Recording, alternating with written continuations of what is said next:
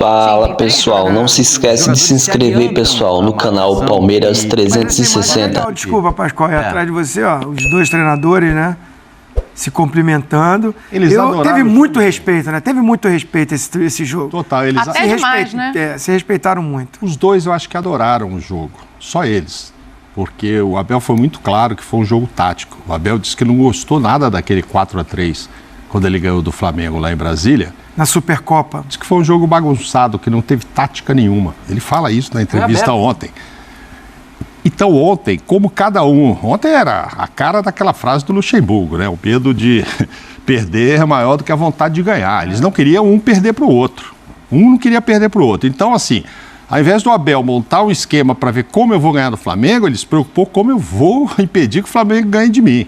E vice-versa. Sim. Os dois queriam tirar as armas do adversário. Isso na minha opinião. Aí o jogo ficou chato. Um jogo que teve, estou somando aqui, 37 faltas, 9 cartões amarelos. Sabe quantos chutes o Palmeiras deu no gol? E o Flamengo, 3. Primeiro tempo, 0 do Palmeiras e 1 do Flamengo. Segundo tempo, 2-1 de chutes. Então é muito pouco pelo que a gente esperava. Olha lá, finalizações, ó. A gente está vendo os números gerais da partida, né? Não é que é pouco pelo que a gente queria, né? Finalizações gerais um pouco mais do Palmeiras, certas mais do Flamengo. Agora eu acho que o que chama a atenção... As finalizações certas ali, as do Flamengo, 2 que o Everton tocou com a mão para fora. Sim. E uma que o Everton pegou embaixo. Que foi o lateral direito que chutou, inclusive, o Everton pegou embaixo. Só. O chute do Arrascaeta.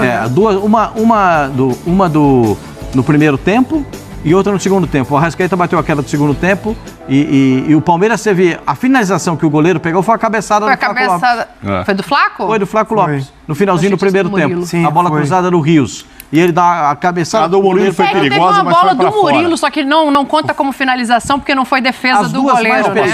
Foi pra fora. Foi muito perigosa, o goleiro tava parado. Se ele acerta o gol, o Rossi nem ia. Então, eu achei essa mais perigosa de todas, mas não conta como finalização, mas não serve. Mas aí perigosa daquela que foi no gol, né? Essa cabeçada, passa do lado, o Rossi fica parado. Não tinha reação ali. Ele vai lá olhar a bola e não ia dar.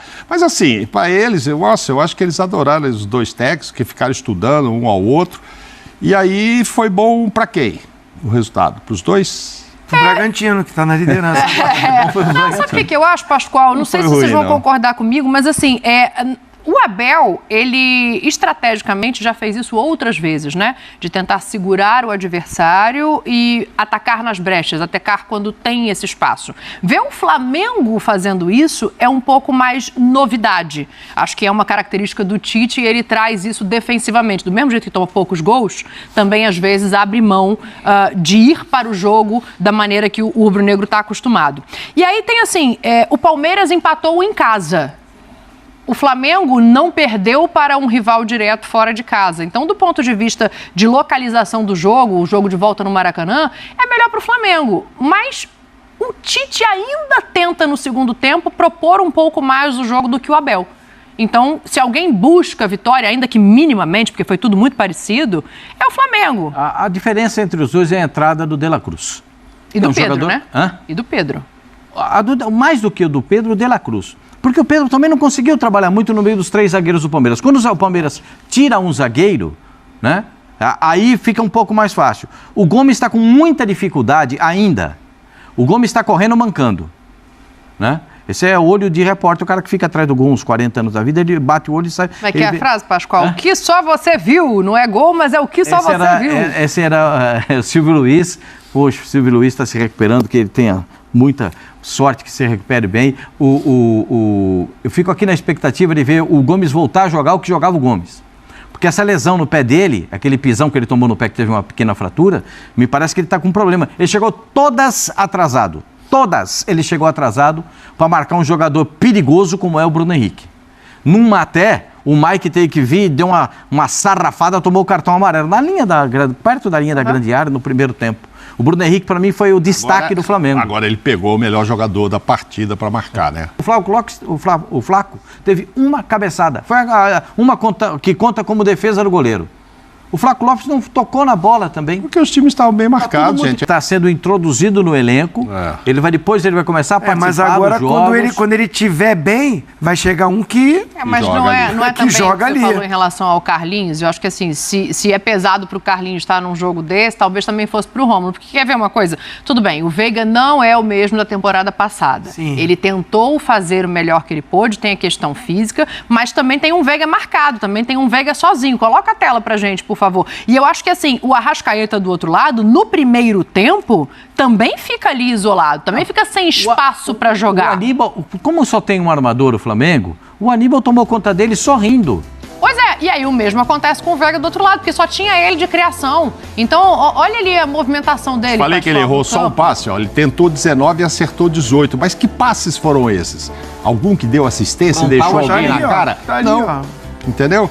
Não, é isso que eu falo. Eu falei, ó, ele não errou muito, mas são passes... 2, finalizações 0. Passes muito do lado, assim, ele não deixou ninguém na cara do gol, nem nada. Se falar, tecnicamente, o cara tentou 19 e acertou 18, ele tá bem, mas passes da onde? Daqui pra você? Passes bem marcado, curtos, alguém entendeu? em cima dele fica cruzamento, outro. Só que a gente fica vendo isso, Eu ficava sabe da louco com essas qualidade dele. estatísticas no clube. É, né? Nossa, ficava doido. Vinha o mestre Antônio Lopes. Zinho, cadeira, hein? Olha aqui, os passes errados seu, olha a porcentagem. Olha aqui, ó, o Mauro Galvão acertou tudo. Aí eu... Onde que o Mauro Galvão tá posicionado, ô professor? Ô, Antônio Lopes. Esse passo foi lá na contra o defesa, zagueiro. tocando aqui. Mauro Galvão, monstro. Lógico. Mas, pô, assim, o risco de passe errado é muito maior no meio campo, né? Lógico, tá marcado, Você tentar né? um passe ali, muito mais marcação. Então, assim, essas estatísticas, às vezes, eu fico também... Não, claro. Porque em mas tese por os isso números são bons ali, são né? ótimos, mas por isso que eu digo, a gente tem que observar. Ontem estava no Sport Center e falando com o pessoal que estava lá. Natália, tava você, principalmente Natália, a Natália. Eu falei, Natália, mas eu queria saber como é que foram esses passes, né? Podia ter uma apuração. Ela, na hora, me respondeu, tudo passe curto. Não teve nenhuma assistência. Porque eles estavam muito marcados, então eles tinham que tocar a bola para o lado, assim que chegava a marcação, às vezes dupla, inclusive, exato. né? E o mesmo aconteceu, acho, com o Arrascaeta. O Arrascaeta também ficou meio encaixotado na marcação. Melhorou quando entrou o De La Cruz, aí, né? Mas aí tinha duas preocupações. Aí quando entra o De La Cruz, duplica a preocupação. Mas um nesse jogo que o Dorival não vai chamar e que vocês citaram alguns e eu gostei, foi o Aníbal. Gostei dele como primeiro volante. Eu gostei dele como primeiro volante. Não, tô falando pra voltar pro jogo. Eu te ajudei pra voltar pro jogo. Não, eu senti que a gente foi lá na seleção brasileira. Obrigado, Tetra. Você me deu uma olhada assim, eu falei, opa. Chamou pro jogo de novo. Não, mas eu gostei. Não, o Aníbal cumpre eu gostei do Aníbal. Como volante do Flamengo. O Eric não fez uma boa partida, não. O Aníbal, pra mim, jogou bem. Não foi a melhor partida dele, não. Mas o Aníbal vem jogando bem faz um tempo e quase que ele decide, né? Se ele tá um metro pra trás ali, hein? É que ele que não foi tão... Muita vontade. Disparou na frente. Disparou um pouquinho na frente. Um pouquinho. Não foi tão milimétrico como eu achei, por exemplo, o gol do Corinthians, que tiraram e tal, e outros que tem milimétrico ali que a gente fica vendo. Não tem bico na chuteira. O jogo do Vasco dava pra ver. A ponta da chuteira. O Fluminense. O Fluminense tem lance pra... Eu ainda... Não vou só passar por... Aquele negócio de passar por outro jogo. Aquele jogo do... Vou falar, aquele lance de impedimento do Fluminense... do Vasco com o Fluminense, do gol invalidado do Vasco, eu tenho seríssimas dúvidas pela angulação da câmera, porque a câmera está de esgueio.